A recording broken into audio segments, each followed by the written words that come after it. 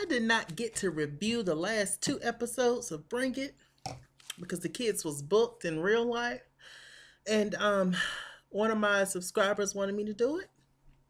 So damn it, I'm gonna do it. Yes, God. Okay. So, um, I don't know the number, but I'll have it here. Of not this recent episode of tonight, but the episode last week. I'll have that, and then I'll have tonight's episode available to you guys tomorrow. Or Friday's episode, or yesterday's episode, whenever the hell you're gonna see this. Y'all get it, shit. All right. So it was Baby Tiger's Attack was the name of that episode. The episode before the last episode. And we got to meet the baby divas, know a little bit more about them and their mamas, and it's just this one lady. Her name is Charlotte. She's Maya's mama, and she's a cute little girl. And Charlotte is a mess. Who does Charlotte act like? Charlotte act like Tawanza from the Big Girls team. It's just really funny. Yes, my daughter this, my daughter that, and it was really cute. Diana made the dancing dolls, the big divas, go against the baby divas, to show them that you got to be aggressive, that you got to be, you know, a grown up at this point, and you just got to show them girls that they mean business. Now, who they was fighting against was the baby Tigerettes, and their team coach is Quincy. Miss Quincy is hell. Miss Quincy is a dirty queen. You hear me? He's low down, dirty down to the ground, low down, dirty down to the ground. And I don't like him much. He's very shisty. He's very sneaky, and allegedly he's been known to be stealing dance moves and shit. I have on these gloves, by the way, because I'm clink ting. I'm not rich yet. I don't have a maid to come and eat all my food and steal all my money. But yeah. Hopefully I will one day. So until then, the kids gotta clean. Cinderella hot water, Cinderella cold milk. So we get to the stand battle, and actually one of the little girl's name is Kayla. She's a little bitty, the tiniest little thing. She has so much mouth. She was like, I ain't scared of nothing. Boom, bam, thank you, ma'am. They had a stand and they had a creative battle. And like I said, their biggest rivalry was the Tigerettes, baby Tigerettes. And it was really interesting. The guy Quincy, he has a whole lot of props. He does a whole lot in his damn um in the stand battle. Like he threw a dancing doll, actually a doll, but he had it dressed up like their outfits, and he threw it, and the girls, ripped it apart. Like he was really being really aggressive. But anyway, who ended up winning was him. He ended up winning. I believe so. Did he win, you guys? Let me see. Um, yeah, he won in, I believe it was both categories. But it was just really unsportsmanlike behavior the way that he acted. He damn near acted just as bad, if not worse, than Neva, Bigfoot Neva. And like I just couldn't believe it. I was just like, who is this dude like really doing this? Like these little girls out here like getting their life and bucking, and when he won, he kind of rubbed it in their faces, and I didn't really like that. Because one thing I can say about Diana is when they win the dancing dolls, they're very cute and classy about it. They don't rub it in the other team faces. They don't pat their ass at the other team or none of that mess. They keep it real cute or put it on mute. That's the way it should be. So we're gonna move on from the next episode. That's pretty much it. Hopefully we get to see the baby dancing dolls a little more and their mamas. They're quite entertaining, and yeah. So anyway, the next episode is called Copycat, and they're battling their biggest rivalry, um Purple Diamonds from, no, it was Purple Diamonds this episode. Let me think. No, they battling them damn Winnie the Pooh tigers again, but it's the big heifers that they battling now. And on that episode, it was quite crazy. It was a creative dance, and it was also was it all creative dancing? It was all creative dancing, and it was a stand battle as well. Now the creative dancing, it was all about decades. That's what they had to go by, decades. So Diana went by the 80s, and Janet Jackson was really big in the 80s. Shouts out to Miss Jackson if you nasty always. And she looked up to Janet Jackson. Those kids just looking around like, do they even know who Janet Jackson is? Like, do they even know like how much of a legend Janet Jackson is? How much of a dance icon she is? I don't even think they know. That's sad. All these kids know these days is Beyonce, and wow.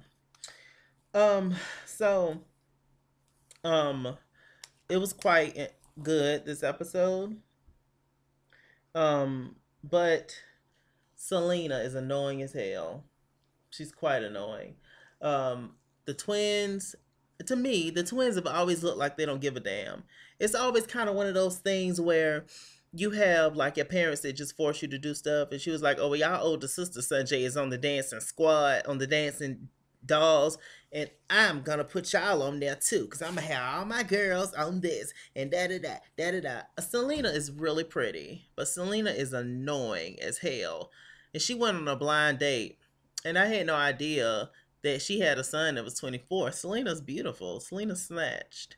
But I think that's also where I think she knows that, and I think that's also where a lot of her attitude comes from. And her daughters are attractive as well, and so she thinks that I'm sure she probably thinks, oh well, let me put the light skinned girls in the front, and this and that. This is what she needs to do. Sanjay Star and Sky, dinner, dinner, dinner. What I like about Diana is that she don't play favorites. And she definitely let Selena know what it is, what time it is. It's so funny. Every time Selena pulls Coach D off to the side and try to talk to her, Coach D know it's bullshit. Like, how many times you have done this, Selena? Like, quit. And Diana straight up told her, look, if you back off and chill, maybe, just maybe, your girls will get it together and actually do it.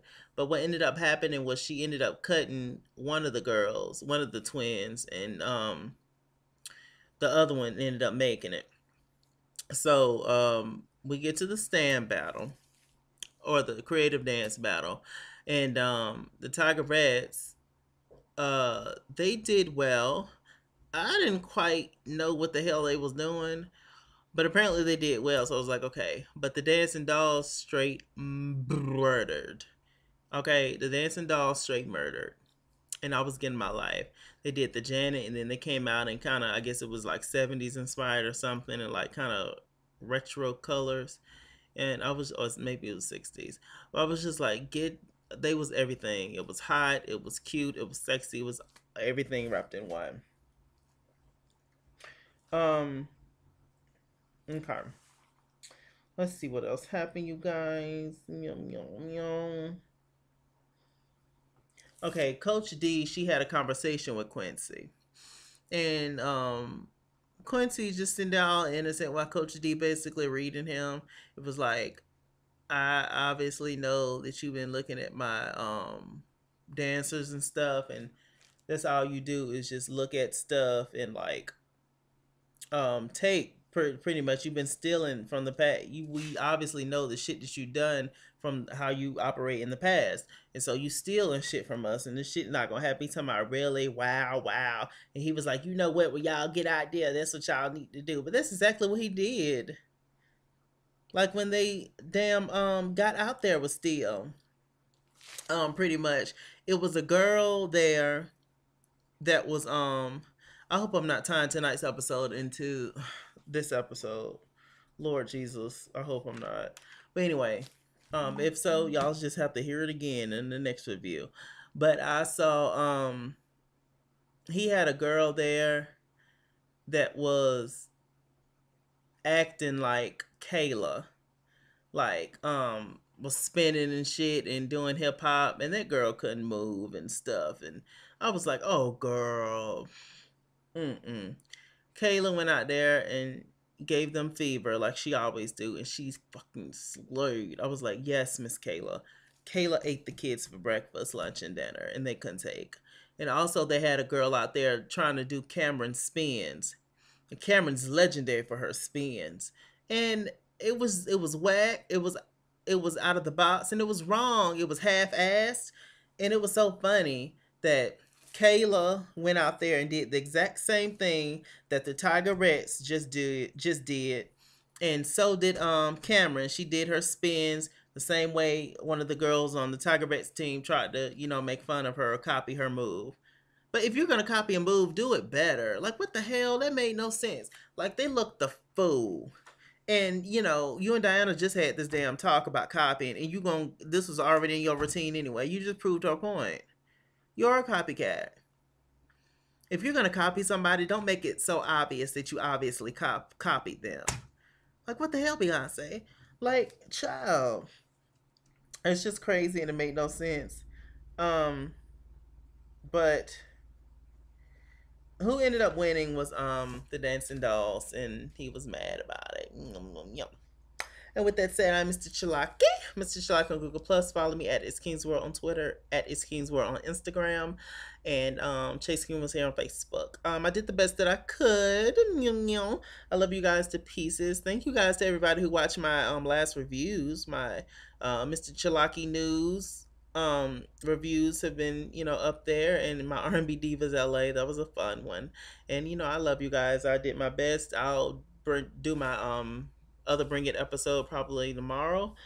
And yeah, that's it. And love you guys much. Bye.